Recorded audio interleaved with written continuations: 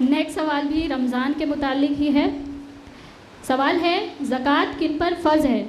और ये सवाल किया गया है सिस्टर सफ़िया की जानिब से, जो कि बाय प्रोफेशन टीचिंग करती हैं।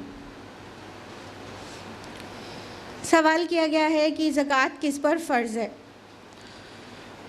ज़कात हर उस इंसान पर जो कि बालिग़ हो, आक़िल हो, मर्द हो या औरत, जिसके पास सेविंग 85 ग्राम्स गोल्ड के बराबर हो, 7.5 तोला सोने के बराबर सेविंग। इनकम पर ज़कात नहीं है, इस्तेमाल की चीज़ों पर ज़कात नहीं है। अगर आपके पास 5 करोड़ का मकान है जिसमें आप रहती हैं, उस पर ज़कात नहीं लगेगी। अगर आपके पास 2 करोड़ की गाड़ी है, इस्तेमाल में है, उस पर ज़कात नहीं लगेगी। सेविंग जो है, सेविंग पर ज़कात लगेगी। तो अगर किसी के पास इतनी वेल्थ है in the form of cash या गोल्ड या ट्रेड पर्पस की प्रॉपर्टी, सब चीज़ें मिलाकर अगर इतना अमाउंट ऑफ वेल्थ है जो कि 85 ग्राम्स गोल्ड के बराबर वैल्यू जिसकी आ जाती है और उस पर एक ल्यूनर ईयर गुजर गया है, तो फिर उन सभी लोगों के लिए ज़कात पेएबल होगी।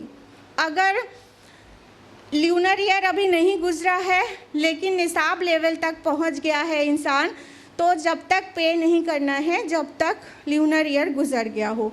तो अगर जिसके पास मुस्तकिल तौर पर सेविंग है तो वो सेविंग का अपना साल में एक दिन मुकर्रर कर दे ताकि उस दिन वो ज़कात को अदा कर दिया करें।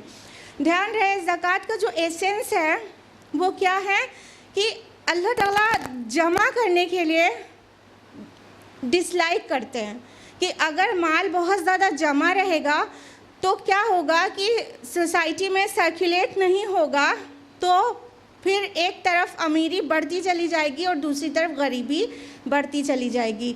तो रुके हुए माल पर यानी सेविंग पर ज़कात है, ना कि इस्तेमाल की हुई चीज़ों पर।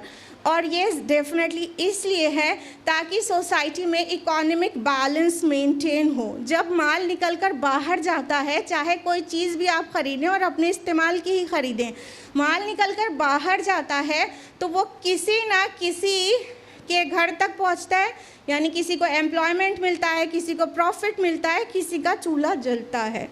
तो माल जब सोसाइटी में सर्कुलेट होता है तो फिर महंगी चीज़ें आपको इस्तेमाल करने पर कोई मसला नहीं है, लेकिन जब उसे इंसान जमा करके रखना शुरू कर देता है तो स्टैग्नेशन से सोसाइटी के दूसरे तबकात गरीब होते चले जाते हैं। तो इसलिए सेविंग पर ज़कात है और निसाब लेवल पर पहुंचने पर, एक ल्यूनर ईयर गुजर जाने पर। उम्मीद है जवाब आपको मिल गया होगा।